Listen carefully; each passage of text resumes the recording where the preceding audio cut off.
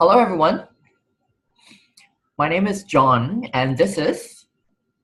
Stevie. We're really excited because we're starting this video for young corporate leaders.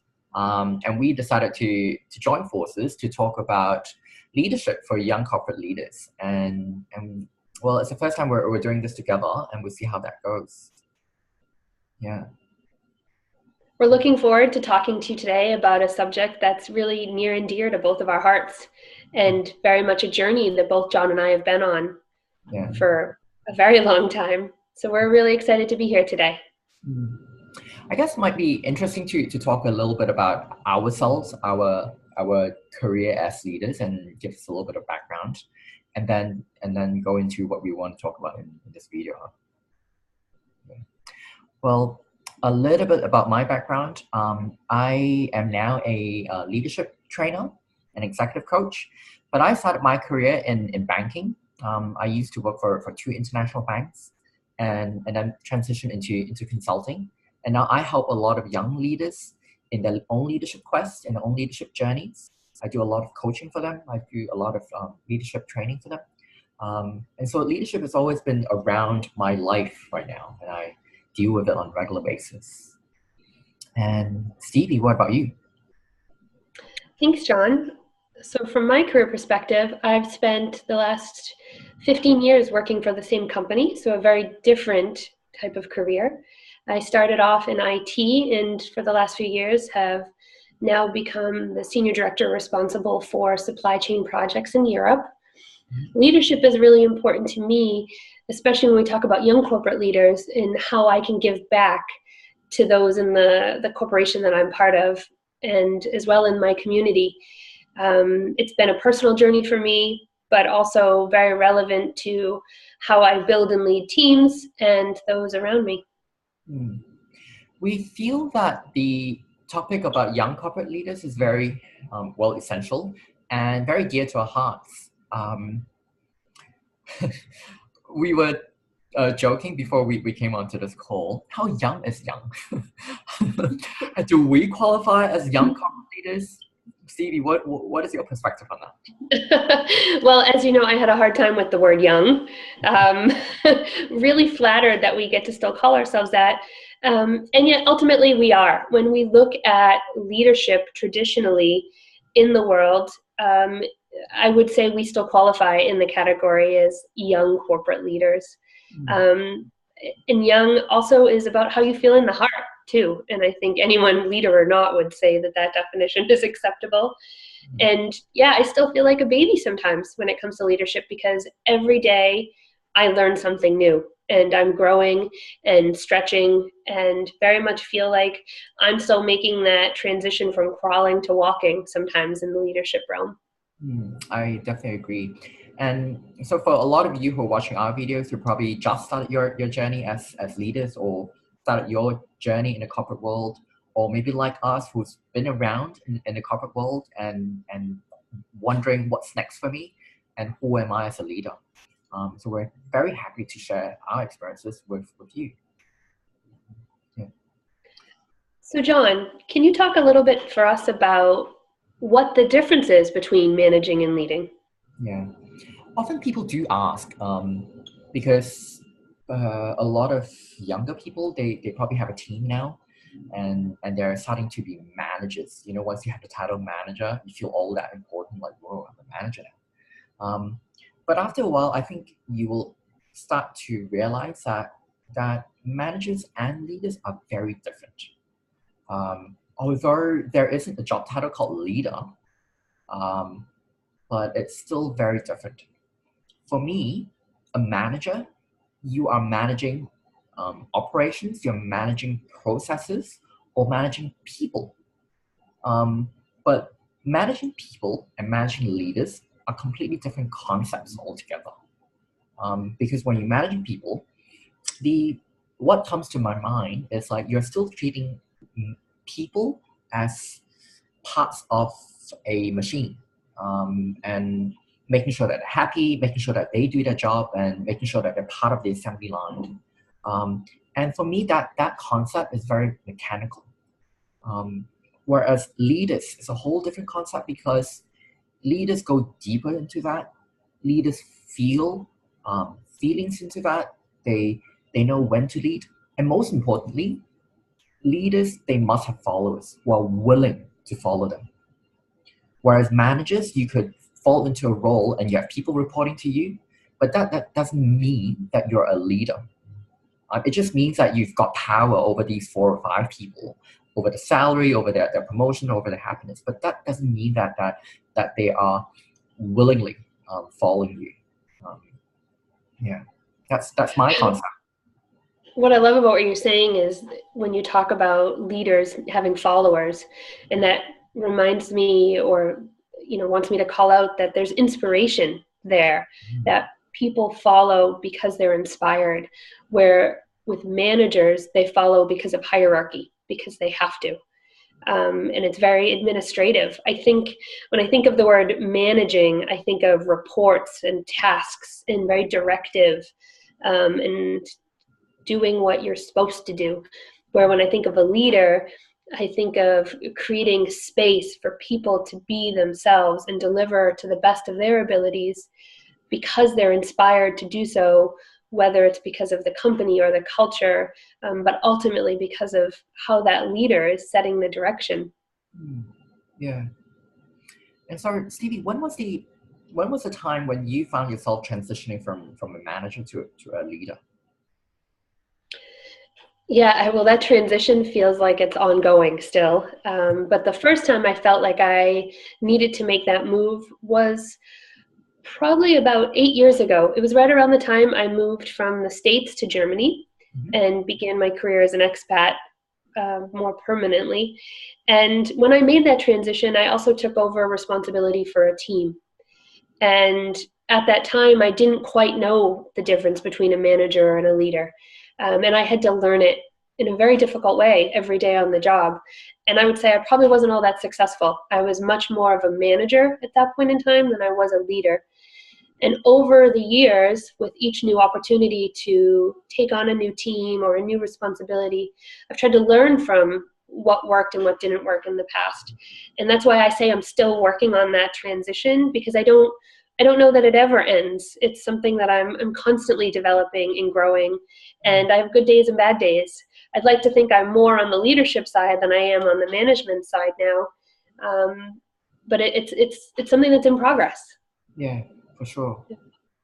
And John, from your perspective, when did you make that transition? Yeah, I agree with you that leadership is an ongoing process. Like we probably never cease to transition into it, and we're still developing into it. For me, on retrospective, just looking at back my career, when you were sharing, I suddenly realized that it's always been 2 parallel paths. I could be someone's manager on one path, but on a parallel path, I could be a leader with other people in the organization. Because of what I do as a training manager in corporates I work with, I deal with a lot of stakeholders. And in a way, when I look at my clients, my stakeholders in companies, in a way, I play a leader role, even though I'm not their manager. I lead in a certain way that is my way of leading, but definitely different from how I am as a manager. When I play my role as a manager, I remember my first time being a manager was when I was like 24, 23 years old, and I was like given this role as a manager. And then at that time, it was managing that lady or managing that team and making sure that they work like clockwork. But that itself was not leadership. That itself is making sure that things are being done. And so I agree with you. It's never an ending process, and it's a never clear cut somehow.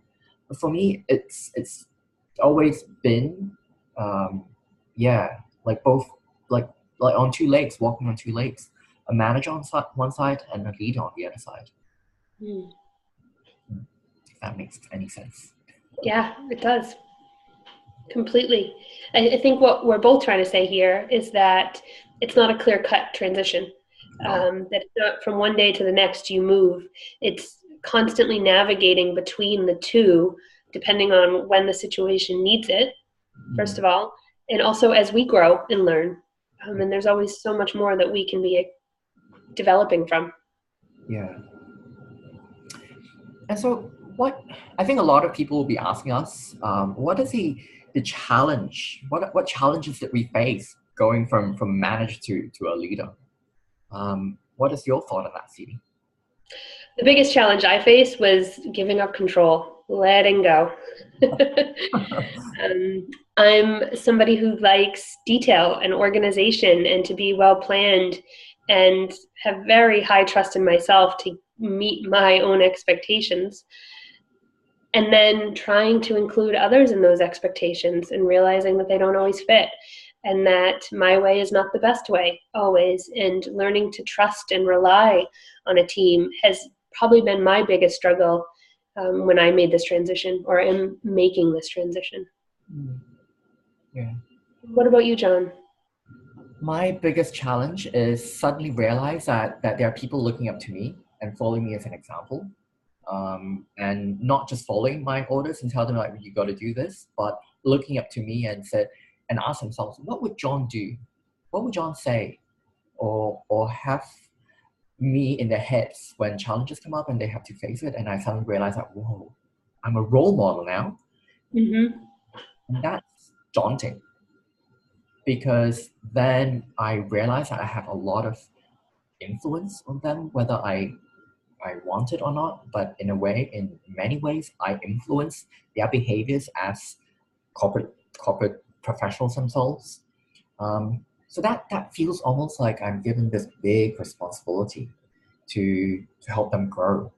And all of a sudden I realized that like I'm not just a manager, I am a leader.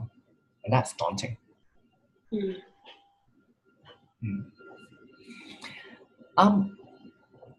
Well, to let you guys know that this lady sitting in Germany and this guy sitting in Shanghai, how did we come together to record this video? We actually, both of us are doing a leadership program ourselves. That's how our cost path. So our path cost. About this leadership, Stevie, how do you think this leadership program that we're both attending, how do you think that's changed us as a person and leader? That's such an amazing and incredibly difficult question. When I describe this journey that we're on to others, I always tell them that it has completely changed my life. And then when they say how, I have to pause because sometimes it's even hard to articulate or put into words. Mm-hmm. The biggest change that it's given me or helped me make is how I am, how I show up in the world, how I think. I've learned to slow down as a leader. I've learned to let go. And, that means something different for everyone. And I'm still not done with either of those. But it's allowed me to be more present and mindful with my team, in my private relationships. It's allowed me to look at situations from a whole different dimension.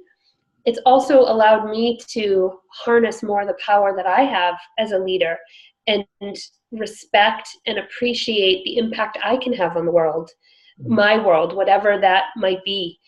And we're still not done. We still have a few more months to go, or at least one more month to go on our journey. And I'm so excited about what else can come out of that for us. And really looking forward to continuing to bring that to the world around me. Yeah. I really like what you said. And I quote, you talk about being present and being mindful. How is that relevant to leadership? How is that relevant to you as you're a senior director of logistics in a huge company? How is that relevant to you? First of all, for me, when I'm present and mindful, the focus is less on my way and more on how do I inspire this team of people to help us all get to this goal. In the supply chain, in logistics, there's a very clear end goal about what we need to deliver, especially in the world of projects that my team and I operate in. Yet there are 1,000 ways to get to that goal. It doesn't have to be Stevie's way. Yeah. And when I'm present and mindful, it allows me to tap into the power that the team can bring and appreciate what they can offer. And then we co-create that outcome together versus it being more directive. So that's just one small way that I'm already seeing a change. I'm also much more relaxed. And historically, I can get quite stressed. And then that would have an impact on the team. It influences the energy around all of us.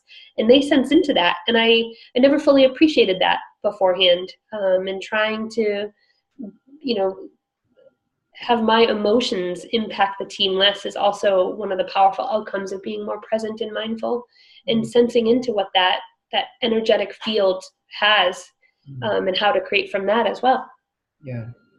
I remember meeting you for the first time, like back in March, and I remember you calling yourself the control freak Stevie, who needs to be in control of everything and taking the boxes and everything. And now that we've worked on this journey together, I feel like you've become a lot more relaxed as a person and as a leader.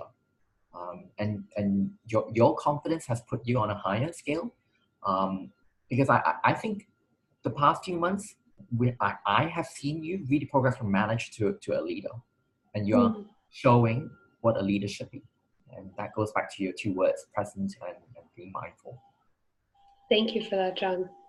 What I think could be really interesting is for the viewers of our video to hear what brought you to the leadership program in the first place, and where are you on that journey now? Well, I actually went into this program because it was part of my career, and because I do a lot of coaching for people. So for me, it's sort of like a tick in a box kind of thing for me when I came into this program. But going into this program, it's opened a whole new world for me. What it's done, it's I've always been a very feeling person. I've always been able to feel emotions of people, and especially with my clients, I'm able to connect with them on a deep level. And when I was working in banking, in consultancy, that is almost unspeakable. You don't go into a conference and ask people, how do you feel, and what are your emotions, and how do you connect with that. But coming into this program, this leadership program, almost gave me permission to be able to explore that. Almost it's telling us in a way that tapping into that field and tapping into the emotions ought to be the way that we lead as leaders. Where leaders have always been taught to lead with our mind, but there's so much more to that than just intellect. It's the whole body, all these senses that we have. And so, to answer your question, I feel that I'm able to tap into more than just the tools and boxes and frameworks, but using all my senses and me as a being to lead. So that's changed in the past few months. I have to fully agree. When I think about your journey and how I've experienced you over the last 8 months, and hearing what you talked about in the beginning about why you wanted to join the program, I see how that's evolved. And I would say you're a much more emotional being now, and far more connected to the emotional energy in yourself as well, and those of us who are around you. And the power that you're given from that has been really incredible to see, and how you're using that to make decisions, inform your thinking, and inspire those around you. It's been really powerful to see how you're using emotions. Thank you. That's a huge acknowledgement.